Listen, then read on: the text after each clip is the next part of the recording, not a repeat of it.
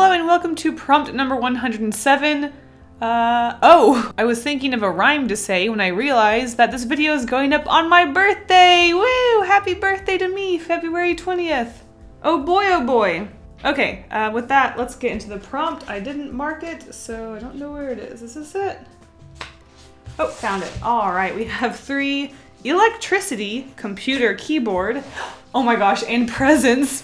Because it's my birthday, presents. Oh boy, that is really funny. Okay, here we go. So I guess I'm self-centered because I couldn't get my birthday out of my mind, and that's exactly what I ended up sketching a bunch of. So the first thing we have here obviously is me holding a present because it's my birthday, and I was thinking electricity, so I don't know, I guess maybe I'm getting struck by electricity. That's a thing, right? I don't know. So there's a keyboard there and a cat because keyboard was, look, I don't know. Anyways, so going on with the keyboard situation, I was thinking, well, Dave, my husband, is obsessed with keyboards. He has about 17,000 keyboards for no reason sitting in a box. I don't know, you computer nerds out there, I guess, will know, but I don't really see the point if you're not going to use them. Oh, did this turn into marriage counsel? Yes, it did. So going off of that idea, I made a Dave bot, which is a robot made out of a computer keyboard and some other robot-y parts. And DaveBot is my new boyfriend for some reason. Don't know why. Is Dave dead? Maybe. You'll never know. Wow, this is getting very morbid. And I don't know, that was just kind of a standstill illustration. So I have me popping out of a present with various things like a keyboard coming out. And I don't know, I wasn't really sure where to go with this illustration. I just knew that I needed to be in it. So if you are a patron on my Patreon account, you will have seen a previous illustration that I completely ditched because I didn't like it. Or if you follow me on other social media, you will know that I had completed this illustration days ago. It wasn't really up to my standards, and then I spent my birthday redrawing it, which, you know what? It's fine. It just means that I have an outcome that I'm a lot more happy with, and just because I'm self-employed doesn't mean I can take my birthday off. I mean, it's literally just another day. I can celebrate my birthday on the weekend or something and have a day off then. Who wants a Wednesday off? What am I gonna do on a Wednesday? I have no friends. Dave's at work. What am I gonna do?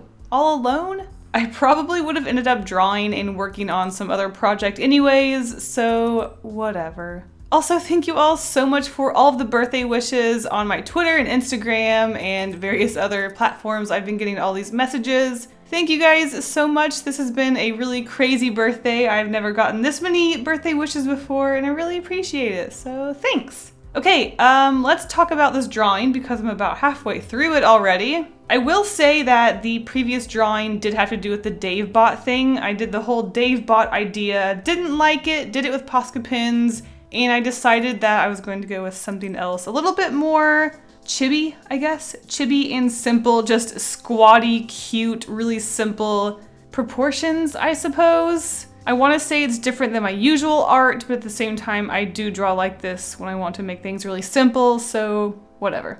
Okay, wow, the inking is basically done, and I've just been rambling on about nothing. So as you can see, the idea I ended up going with was just me standing there with a bunch of presents, and I'm opening a box and there's just a bunch of stuff I like just spewing out of it. Things that I wish my birthday was full of, like Dave and pizza, alcohol, food, a cactus, an ant, I guess. And the electricity, I will admit, isn't the most incorporated prompt, but I mean, at this point, are you guys even surprised? There's always usually a prompt that's just kind of pushed to the side and just sort of added in because it's supposed to be there. Electricity, you know, a light bulb that's lighting the room. I mean, I'm not wrong, it's there. I actually didn't even plan for it to have this much of a role. Later on, you will see that I color it in a way that there's a lot of darkness around me, and the light bulb is pushing a light, kind of like a spotlight onto me. I did not originally plan to have a light bulb hanging from a string and pushing a light spot. Why do I keep saying pushing a light? pushing a spotlight is not a phrase anybody uses. I was not originally going to have a spotlight on me. I was just going to have a light bulb floating around because I needed to put electricity in there. But about midway through coloring this piece, I decided it would be fun to do a spotlight situation. So that wasn't planned, and I ended up kind of working around that a little bit later on, which made things a little bit difficult, but honestly, I'm just a lot more happy with this outcome than I was the first go around. It is still simple. It's not like this is the best illustration I've ever done, but it's simple, it's cute, it's fun. I really like that about this piece. I did some 3D art, which is fun. Haven't done that in a hot minute.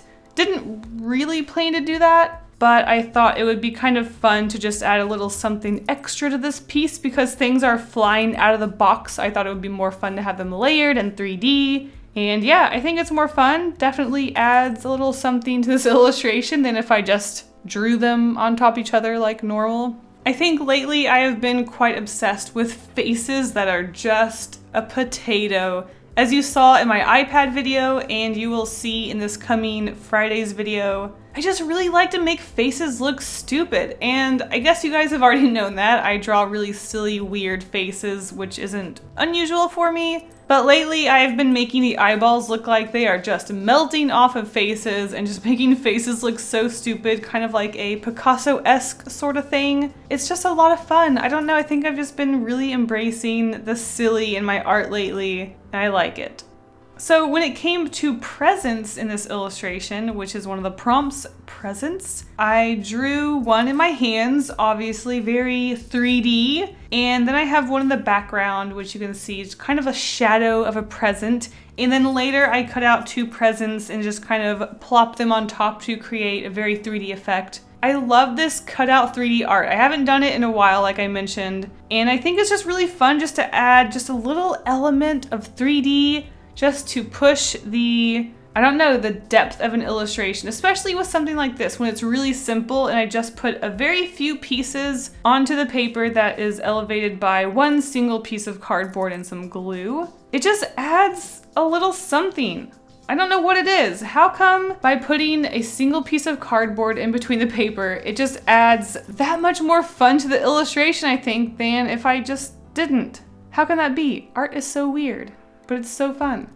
So when it came to putting these pieces together on this illustration, I put the flats down, but I didn't shade the objects because I wasn't really sure where I was going to put them. In the past, I have put things down after I shaded them, but then I decided to put them in a different location, which made the shadows kind of weird and didn't make sense. So on this one, I thought I would put the flats down, cut the objects out, paste them onto the paper, and then add the shadows because I will have known the location of the object and how the light interacts with them. It got a little difficult on a few pieces having to paint under them, but for the most part, I think it was really fun, especially really fun painting on something that's 3D. Never done it before. Would recommend, really interesting. But yeah, there is my simple birthday illustration with all of the various objects that I enjoy. Food, and more food. So at this point, once I'm cutting out all of the objects, as I've mentioned in my previous 3D illustration videos, after I cut them out, I take a micron pen to the edges and color them black. Because all of the objects are outlined in a black outline, so it's like, you know, they have black edges. It would be really weird if they had white edges. I think it would just really pop out in a bad way. Once you cut out a piece of paper, you don't want to see a white edge on the object. You want to see it continue black around the edge so that it's not distracting and it continues to look like that object is 3D and it has a black outline. I don't know. Something about this process though is very satisfying. So once I cut out the object, I color it in a black outline. Very nice. That's my birthday illustration. I still can't believe that presents was a prompt on my birthday. I hope you guys enjoyed this. Thank you so much for watching. I will see you on the end card.